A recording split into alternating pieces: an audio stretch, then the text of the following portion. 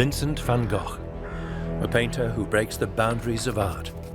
Today, his paintings are among the most famous and most expensive in the world. For you, sir, 75 million. This image of the tragic genius between genius and madness. A painter who lives with prostitutes. That is a lie! Who is considered a troublemaker by his colleagues. Who mutilates himself out of despair. A very difficult person to place. Vincent van Gogh dies poor and misunderstood. Who was he really? A madman or a genius with a very vulnerable soul? Researchers are using state-of-the-art methods to find the real Vincent van Gogh behind this mysterious figure. He has very high ambitions, very high hopes, big dreams. They want to unlock the secrets of his art and to shed new light on the low points of his life. It's phenomenal to think that he managed to accomplish this within a space of 10 years, to become a leading member of the avant-garde, starting from somebody that could hardly draw. The results of science paint a new, startlingly different picture of this giant of art.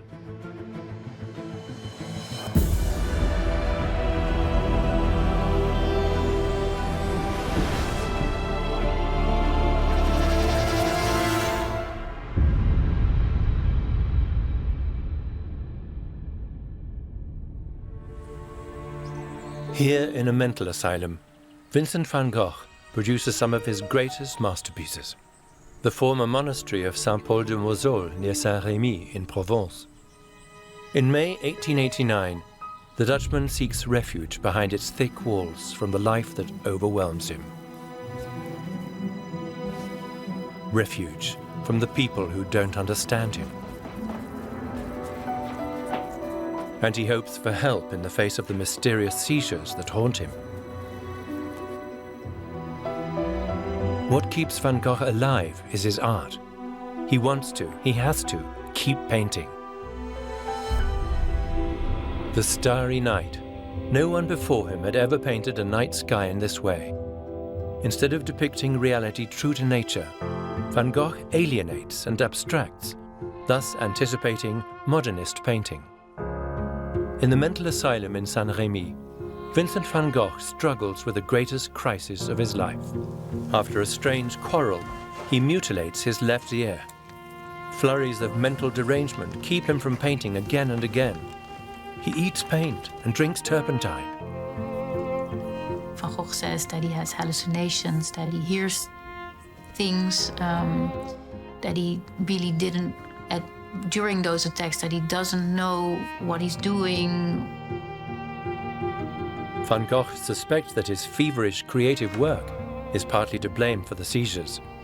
He accepts them as the price to pay for great art. He wrote to his brother Theo, "My pictures cost me dearly, sometimes perhaps even in blood and brains." In fact, Van Gogh wears himself out painting. 362 paintings in the last 2 years of his life alone. And he revolutionized art. You have to understand that what Van Gogh was making at the time was quite out of line of everything. The thing that he added to art and art history is the fact that you can think of the world as something in lines. That you see movement in his pictures, and that's something totally new. But above all, Van Gogh depicts the world in completely new, luminous colors.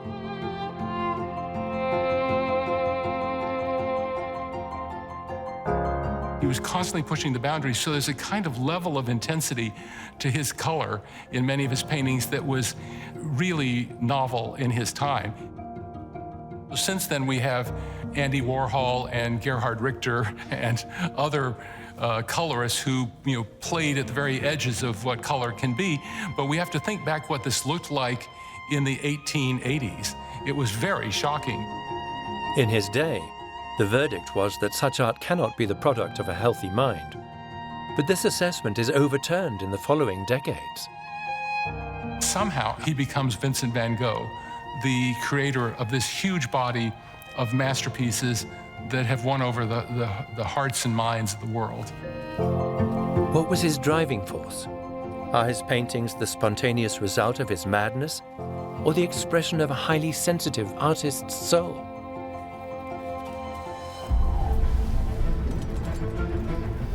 Anyone who wants to understand Van Gogh and his gigantic oeuvre will probably come closest to him in Amsterdam.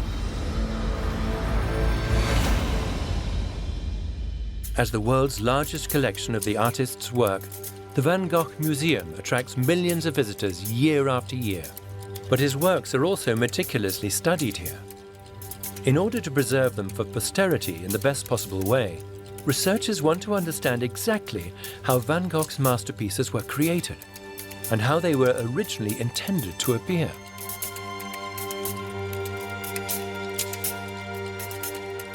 It really started when we started to examine each painting one by one, taking it out of its frame. Often underneath the frames, where the paint has been protected from light, there were remnants of much brighter colour around the edges. The intense colours make Van Gogh's sunflowers the eye-catcher of every exhibition. What might the magically luminous still life have looked like fresh on the easel? That's what a unique experiment by the museum aims to show.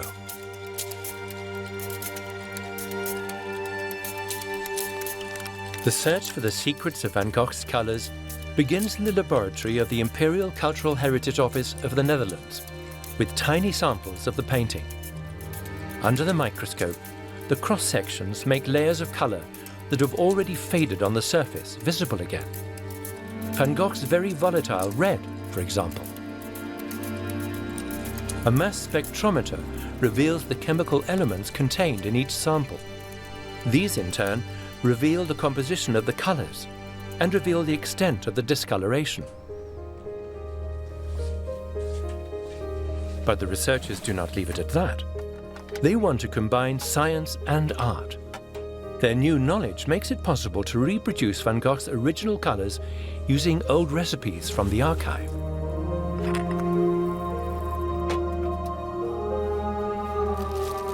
The aim of the project: to have the famous masterpiece copied as accurately as possible.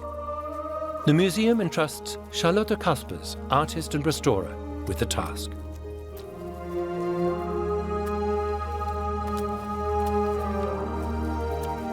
So that's a really strange thing about the sunflowers, actually. Everybody in the world knows them, but the painting already has aged, so it's like an old person you get to know, whereas it has been just newly born when it came from Van Gogh's easel, and then it was really bright. It's famous, everybody knows it, but not in the way he made it.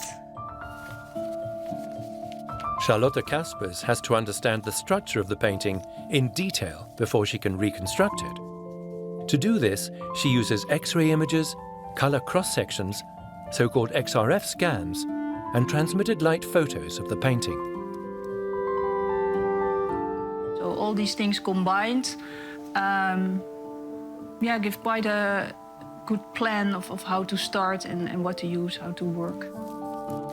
I love doing this, and I always do this with a lot of respect, because it also feels very private when you go so deep in somebody else's work.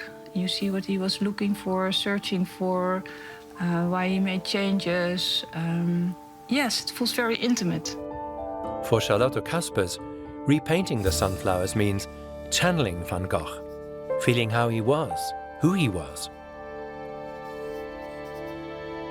Vincent was born and raised in Groot-Zundert, a village in the south of Holland. His father, Theodorus, is a strict Protestant priest. Mother Anna, bourgeois and status-conscious, keeps her children away from the poor peasant children. But the siblings have each other.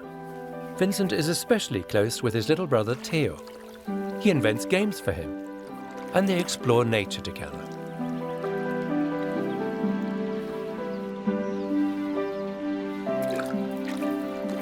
Vincent, see here, I found an egg. Great, take it to Mama. Theo is Vincent's closest confidant throughout his life, perhaps the only person who ever really understood him. He seems to have been, to a certain extent, indeed, a lonely boy too, I tend to think, an outsider.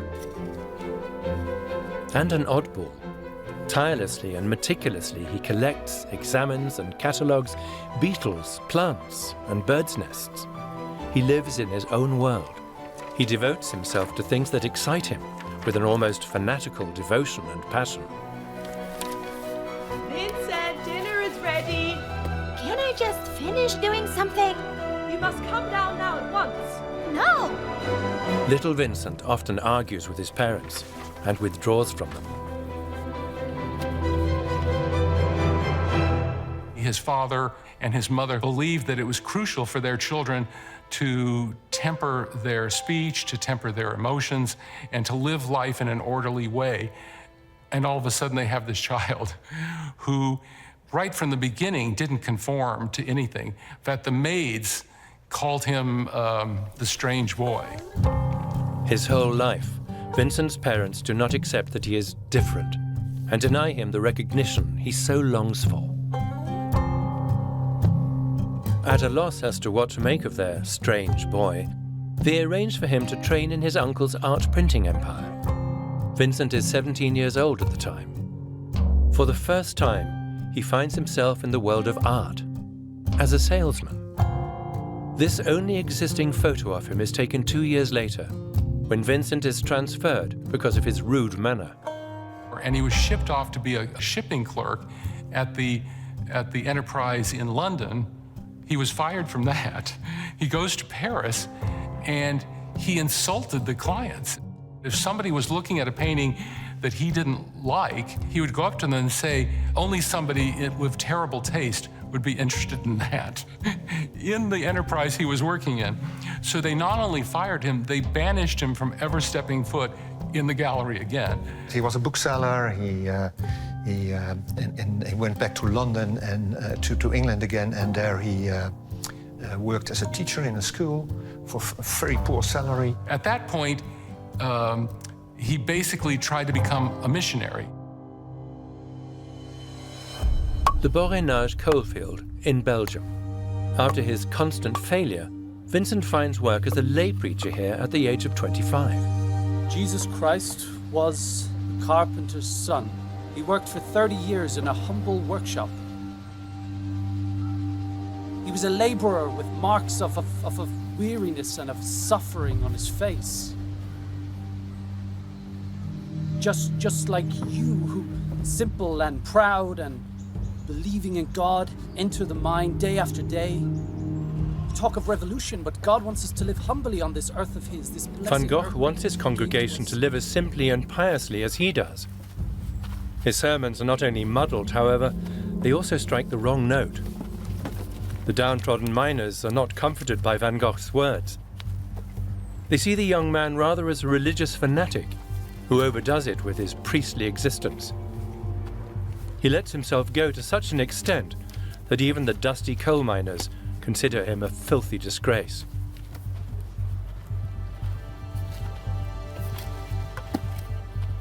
Once again, Van Gogh fails here too, despite his deeply and sincerely felt religious vocation.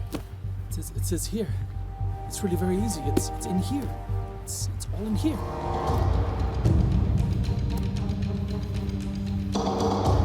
His community turns away from him. They even ensure that he is recalled. For Vincent, it is the lowest point of his life so far. He is penniless, unemployed, aimless. His decline also disturbs his family. His own father wants to have him committed to a mental institution.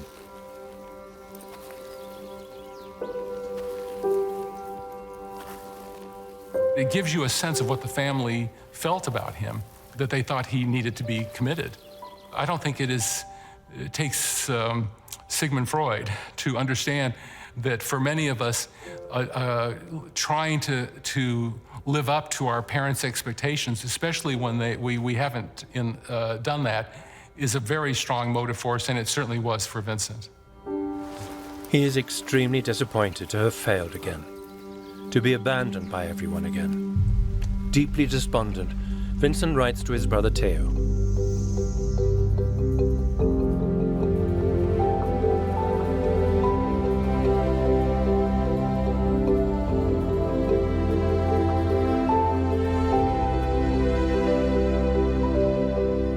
searching for a place in the world for himself. I think he was longing to console people, but also to be consoled. Together with other art historians, Nienke Bakker has analysed the extensive correspondence between Vincent and Theo. The letters provide a unique glimpse into Vincent's thoughts, plans and inspirations, and also his spiritual life.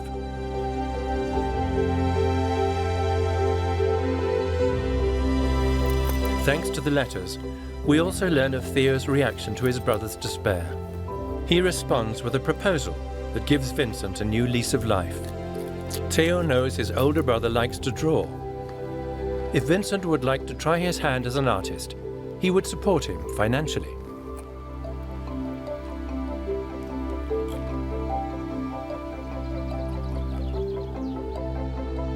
Still in Borinage, Vincent sets to work. At the age of 27, an age when other artists are creating masterpieces, Van Gogh is still painting rudimentary figures in pencil.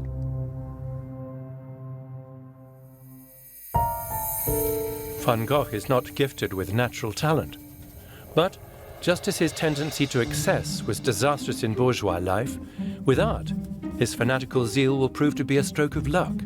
He works tirelessly. Can you move a little? Yes. In The Hague, he finds a deaf-mute pensioner who lets him dress him up for a pittance. At the time, Van Gogh struggled with dimensions and perspective. He therefore made use of a perspective frame as an aid. In his letters to Theo, he enthusiastically describes its construction and function. In fact, the self-taught artist will be dependent on this crutch for a long time. This is apparent in works created years later, like this one for Montmartre in Paris. The auxiliary lines are visible here even to the naked eye. Van Gogh, who stubbornly refuses a classical artist's training, needs the aid to convey dimensions correctly on the canvas.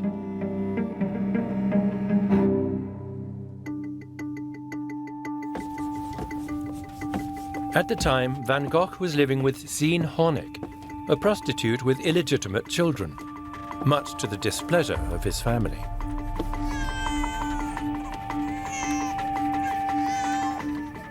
Vincent knew that his parents and also Theo were against this relationship, but he also felt very attached to her and to her children. This is the only time that he actually had his own family.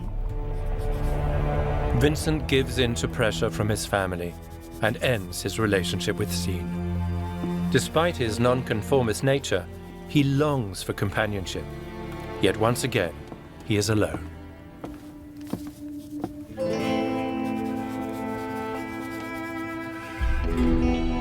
Five years into his career as an artist, at the age of 32, Van Gogh believes he has finally created his first great masterpiece, The Potato Eaters. For months, he painted portraits and made individual studies for this picture.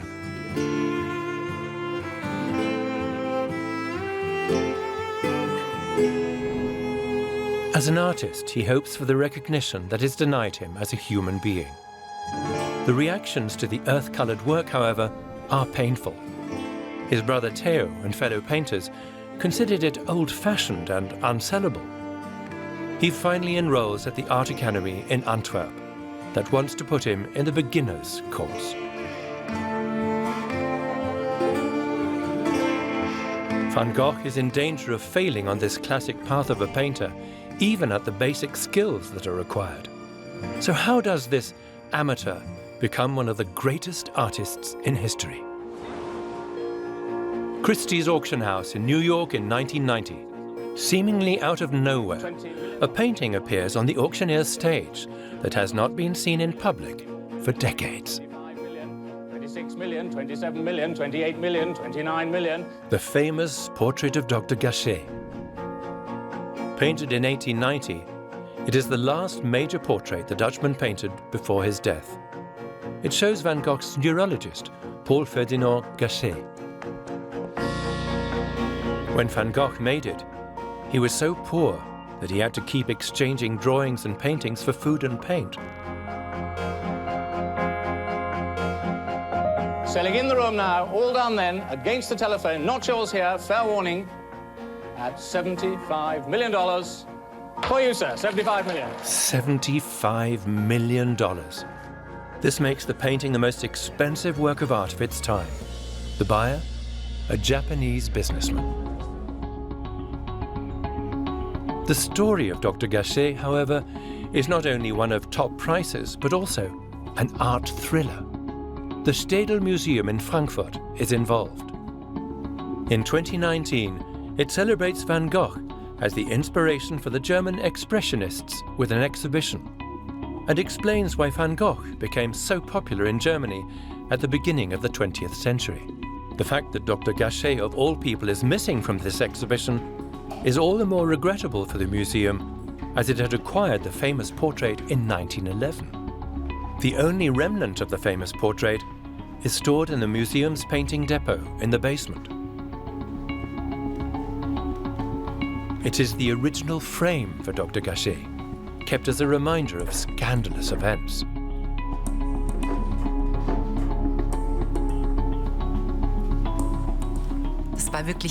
That was really one of the key works here in the collection. He was initially presented in his pioneering role, in his role as an inspirational figure of the German avant-garde. And I also think that was part of the downfall because, of course, these were the artworks that were taken down here in the museum in 1933. Provenance researcher Iris Schmeisser had delved deeply into the Dr. Gachet case file for the Städel Museum. The National Socialists' justification for the confiscation: problematic foreigner. And with regard to the so-called problematic foreigners, that's a quote, that's really the term that was used, which also included Van Gogh. There was talk of mental perversion, aberration, degeneration, being out of sorts. Dr. Gachet ends up in Berlin, along with paintings by other denigrated artists. They were first stored there in a granary, and then Hitler and Goebbels inspected these stocks. And in this context, we can assume that they planned to exploit these products of decaying art, in inverted commas, to make money. And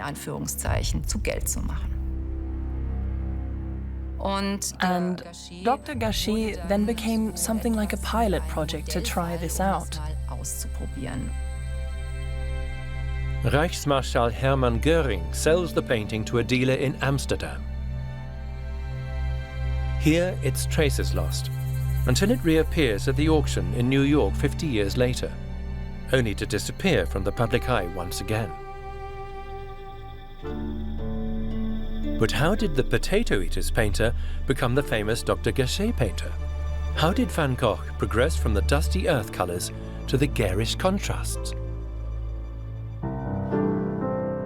The transformation takes place in Paris in 1886, where Vincent van Gogh finds the style that makes him immortal as an artist.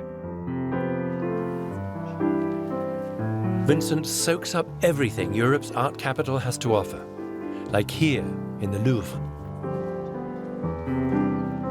He had something like a photographic memory. So when he would sit and study a painting, which he could sometimes do for as long as a day, he would remember the passages of color, brushwork, that created a kind of imaginary museum.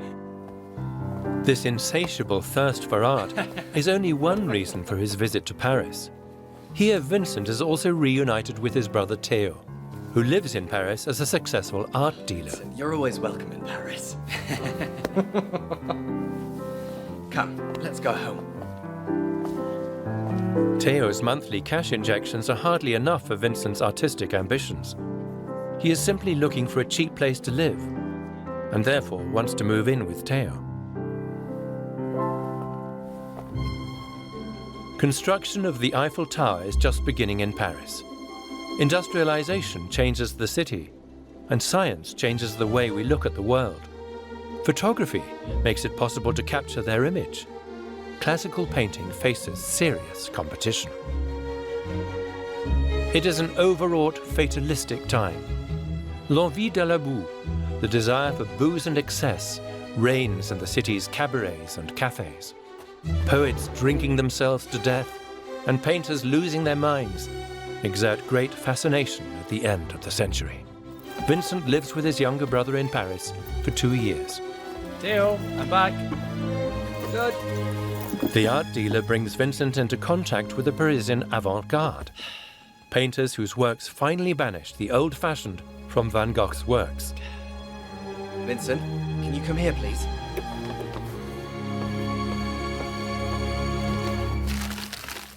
I was able to buy one of Toulouse-Lautrec's paintings.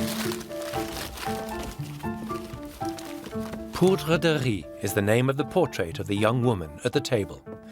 Vincent is thrilled and at the same time inspired to evolve the avant-garde style even further. See here how the color draws the eye? And now imagine the tablecloth blue and the tin orange. How intensely that would shine.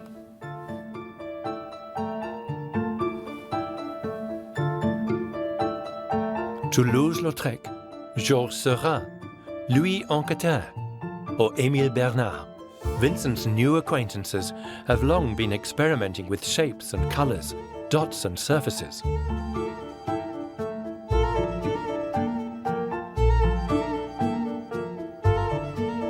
Van Gogh wants to be like them, but here too, he remains an outsider. He goes to the soirees of Toulouse-Lautrec, and Susan van der Dawn tells afterwards what this consisted of. Simply a boy, a person who came in with a canvas underneath his arm, would sit in a corner, would say nothing, and at the end of the soiree he left again. But Vincent also pushes ahead enthusiastically with his painting on his own. In no time at all, he masters the stylistic devices of the avant-garde. He feverishly experiments with the element that would retain the greatest significance for him until the end of his life: color.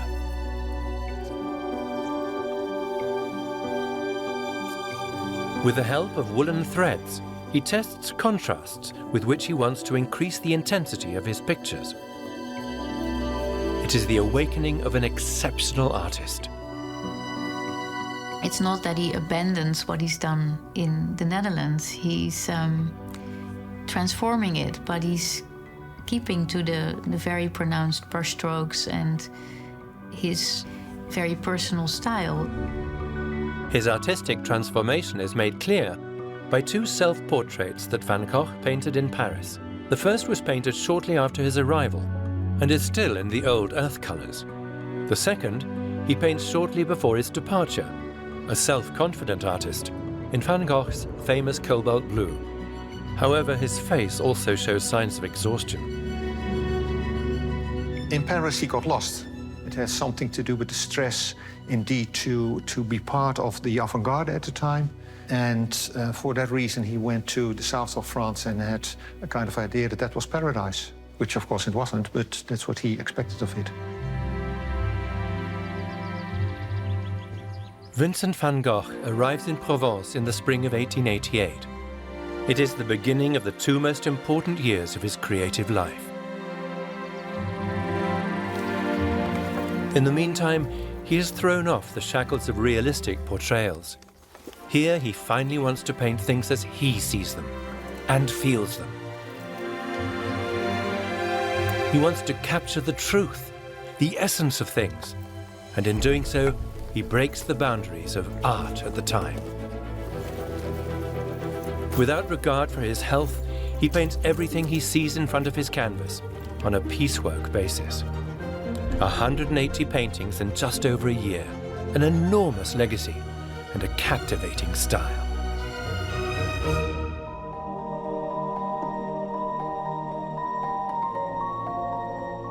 The sheer physicality of these paintings and the very bright, vivid colour schemes, and most of all, the emotions that this conveys, you really sense it's the feeling that he wanted to convey.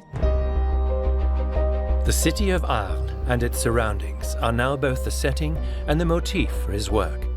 This is where he takes up residence. Are his aspirations now fulfilled in Arles? I think he remained the outsider. He was not part of the community in that sense. I mean, he was looked upon by the people in the town. Who's this strange artist wandering around? Van Gogh's Café Terrace in the Evening is one of the paintings created in Arles, so famous today that the café is one of the main attractions for tourists visiting Provence.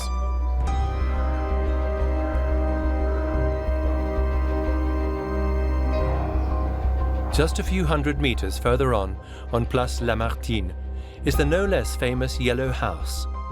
Van Gogh rented it in the late summer of 1888 and captured his new home on canvas in glaring contrasts. On the first floor, he furnishes his bedroom. He paints it in colors that are meant to convey peace and security to the viewer. Not in the picture, 12 chairs that he buys as soon as he moves in, for all the artist's colleagues who are to work and live with him in Arles.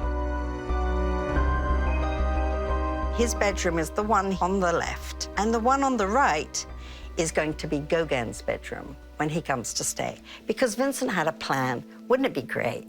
I'm living in this house, I love this little town, you can get around, there's a million subjects that we can paint.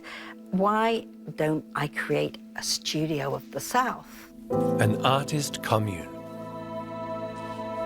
Van Gogh paints sunflowers in all variations to express his joy at the guests he hopes will soon arrive. He finds it easier to communicate his feelings with color than with words.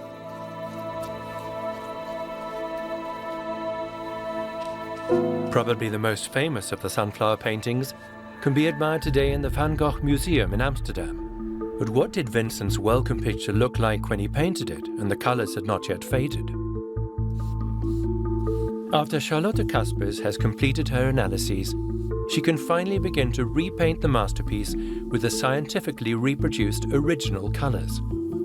She knows from the artist's correspondence that he planned his paintings meticulously.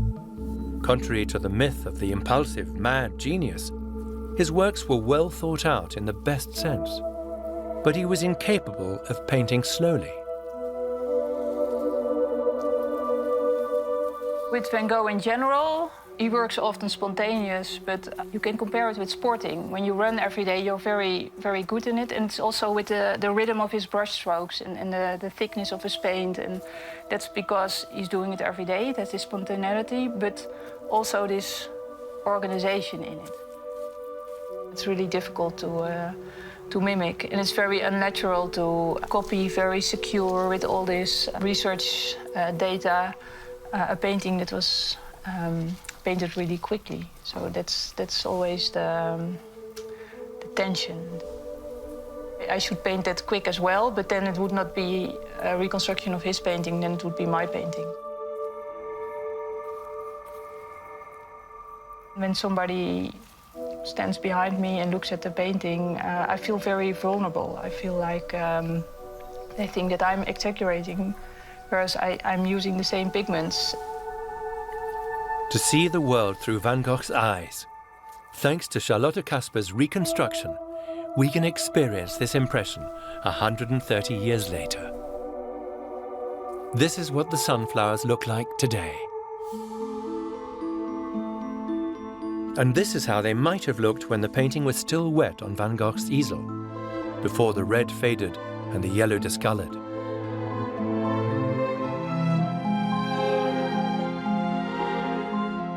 For me, it was an important moment, yeah.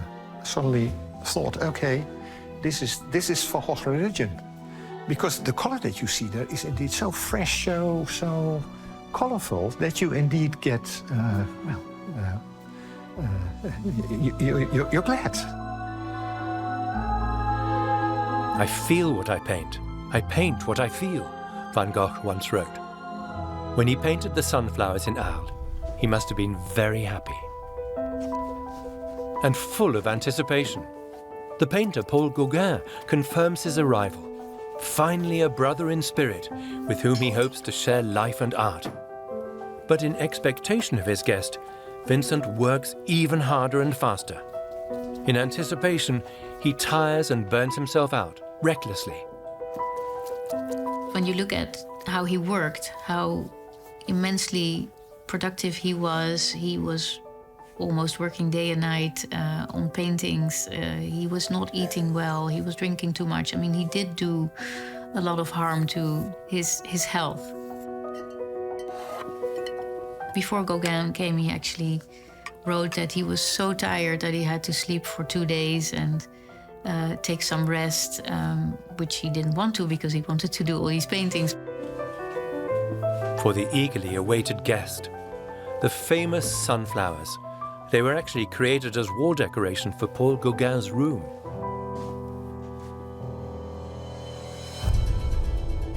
What happens next is still the subject of much speculation today. The author, Bernadette Murphy, has painstakingly reconstructed what exactly happened in the Yellow House in the autumn of 1888 on the basis of countless documents in the Our Town archives. Merci beaucoup. Vincent's idea of an artist's commune was to come to a dramatic end shortly after Gauguin's arrival in Arles. An undernourished and overexcited yet highly ambitious Van Gogh and the self-confident Gauguin. Two exceptional artists, but also two excessive characters in a confined space. That could not go well for long. Finally, things start to go a little bit strange towards the end of the month, November. The weather is changing, they can't go out and paint quite so much. They start arguing about pretty much everything.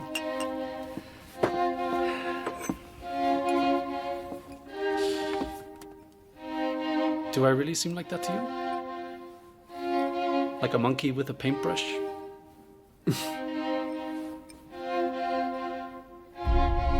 At the beginning, when Gauguin came, he was, I tend to think, a little bit more friendly to Gauguin in the terms of, well, eager to learn something from Gauguin. But at the end of the stay of Gauguin, he certainly tried to do and to show Gauguin what he was capable of doing. The true artist creates paintings from his imagination, from his memory. Have you still not understood it? I want to see the truth of things, and then I want to capture it on canvas.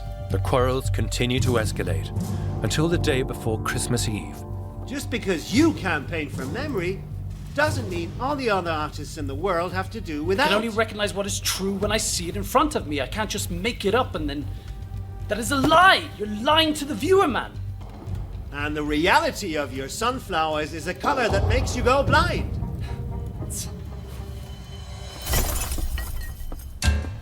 After this dispute, Gauguin probably wanted to turn his back on Van Gogh for good. Van Gogh was just ruined by this because he had worked so hard to create a little community of artists. He had finally gotten Gauguin to come down and live with him. And deep down, I think he understood that he would never be able to live with anybody.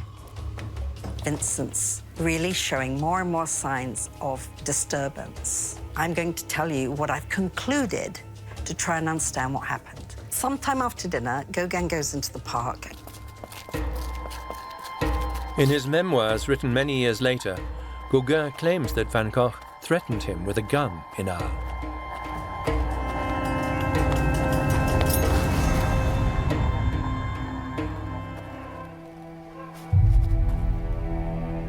A cutthroat razor, and he was sufficiently scared, and Vincent returns to the Yellow House.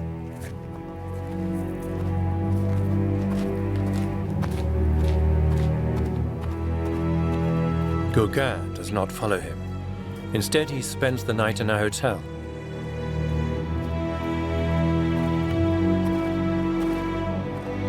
Meanwhile, the drama unfolds in the Yellow House.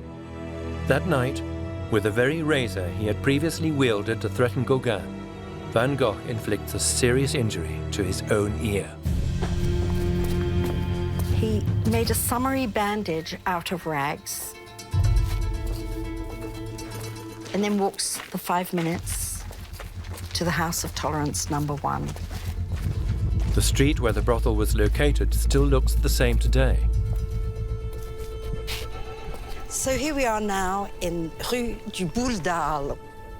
Unfortunately, the House of Tolerance #1 no longer exists. It was on the corner here, just behind my back. You can see that there's cars parked here now, but the walls are still there. Vincent van Gogh came here, walked up the street. He must have seen a light on the corner. It was the most prominent of all the brothels. What happens next was reported to a gendarme shortly afterwards by eyewitnesses at the brothel. Later, the mysterious events even end up in the local newspaper.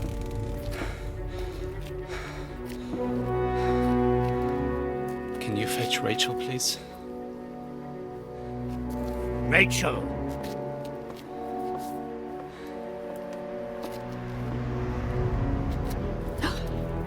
Take good care of it, please. Give it to me.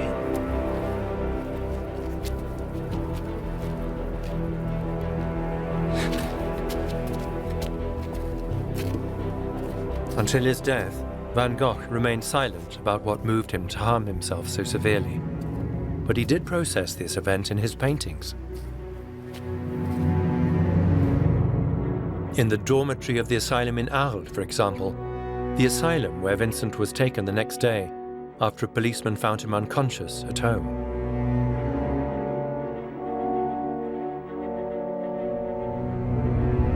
And in Self-Portrait with a Bandage. But what actually happened? What exactly did Van Gogh do to himself that night?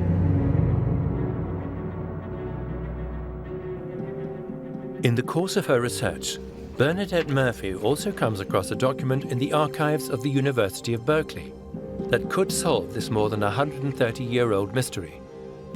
It was made by one of the few people who saw Van Gogh's injury, his doctor in Arles. It was a dream document to find. It's just a ripped-off piece of paper from a doctor's prescription form, and it's dated 1930. 18th of August, 1930. It says, the ear was cut with a razor. And the doctor even describes how Van Gogh must have proceeded. Vincent pulled up his ear, took a razor, and sliced through his ear. And then it says what the ear looked like afterwards. And then he gives a little thing. He says, I'm very happy to give you this testimony about my unhappy friend, and he signs it Dr. Ray. A few months after this fit, Vincent moves at his own request from Arles to the mental asylum in Saint-Remi, 30 kilometers away. His mental and spiritual state unsettles him. Taking care of himself costs him too much energy. Above all, Vincent wants to justify Théo's trust and finally find success. And to do that, he has to keep painting against all odds. He is now 36 years old. In his 9 years as an artist, he has not managed to stand on his own 2 feet financially. Yeah? Your brother has sent a parcel. Ah, finally. I sent him a list 3 weeks ago with all the colours that I urgently need. My brushes have all lost their hair. Thank you.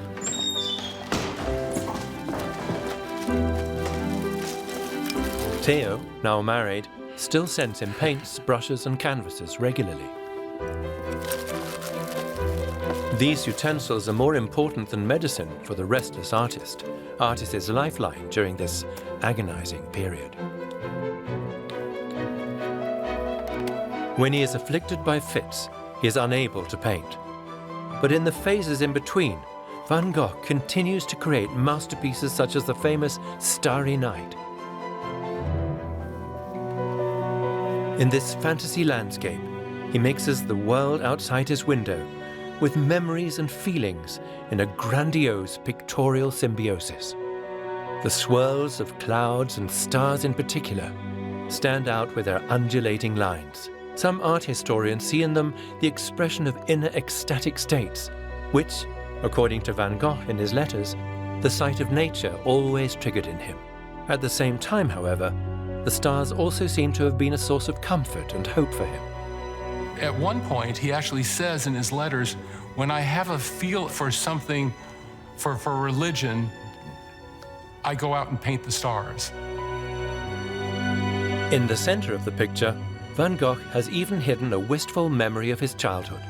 Church steeples like this are not to be found in Provence, but they are in his Dutch homeland. Today, it is difficult to know for sure what demons tormented the patient Vincent van Gogh. At the time, the director of the institution in Saint-Remi believed it to be epilepsy with delusional ideas. It was to remain unchallenged as the sole diagnosis. Knowledge about mental illness was limited at the time, and the only therapy, regular baths, does not help Vincent either.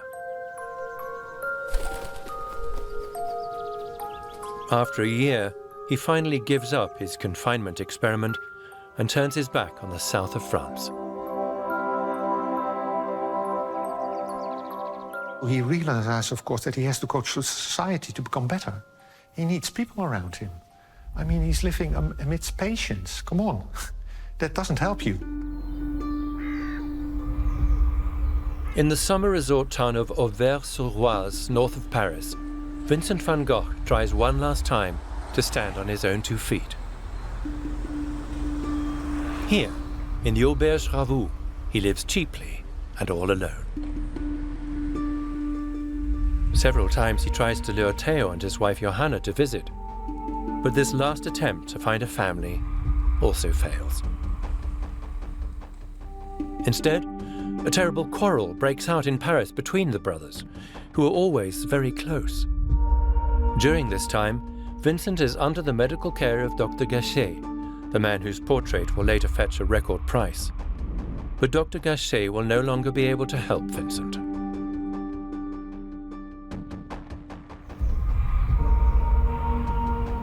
A few days after the confrontation with Theo, on the 27th of July 1890, Vincent van Gogh goes to the fields behind the church of Auvers.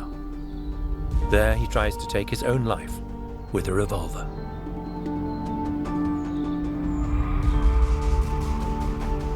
Badly injured, the painter drags himself back to the auberge.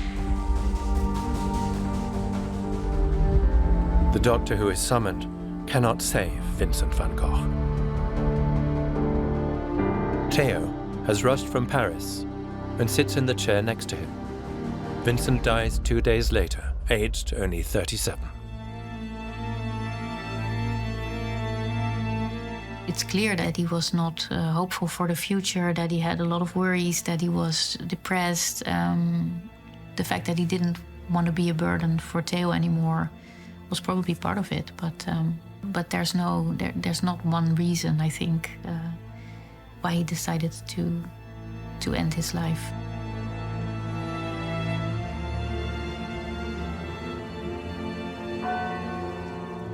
The painter is buried in the Auvers cemetery.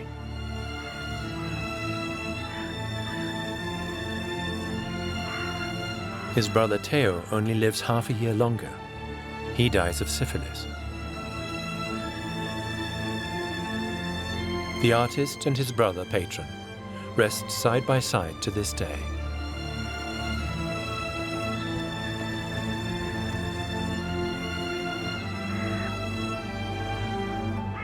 Vincent van Gogh painted 90 paintings in the 70 days he spent in Auvers. One of the last, a kind of legacy, wheat field with crows. Vincent wrote to his brother that he wanted to express sadness and extreme loneliness with this painting, but also the vitality, the force of nature, which fascinated him throughout his life. The myth of the mad painter claims Van Gogh painted like this because he was crazy. His letters and his art paint a different picture. Van Gogh painted in this way because his soul was so fragile, his sensibility so vulnerable, and his art was perhaps his only gateway to life.